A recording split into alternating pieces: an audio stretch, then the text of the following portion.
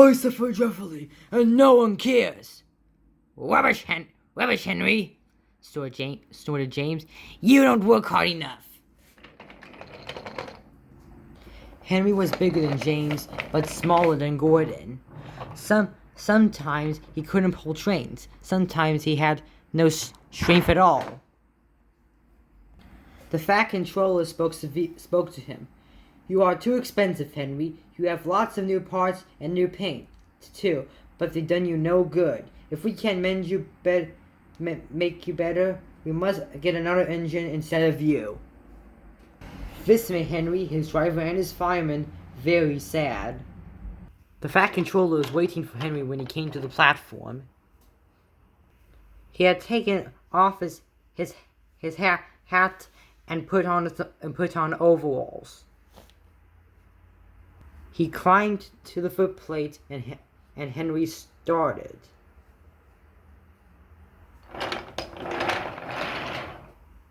Henry's a bad steamer, said his fireman. I built his fire, but it doesn't work enough. Henry tried very hard, but it was no good. He had not enough steam, and he stopped outside of Edward Station.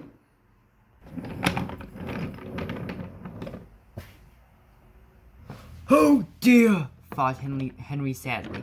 I shall have to go away.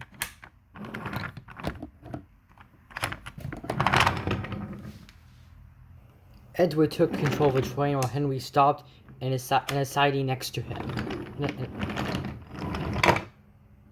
What do you think is wrong, fireman? Asked the Fat Controller. The fireman mopped his face. Excuse me, sir, he answered. But the coal is wrong. We've had a poor lot lately, and today it's worse. The other engines can manage. They have big fireboxes. Henry's is small and can't make the heat.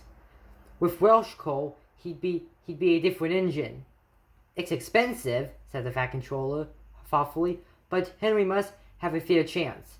James shall go fetch some. When the Welsh coal came, Henry's driver and fireman were excited. Now we'll show them, Henry, old fellow. They carefully oiled all his joints and polished his brass till he shined like gold. His fire had already been lit, so the fireman made it carefully.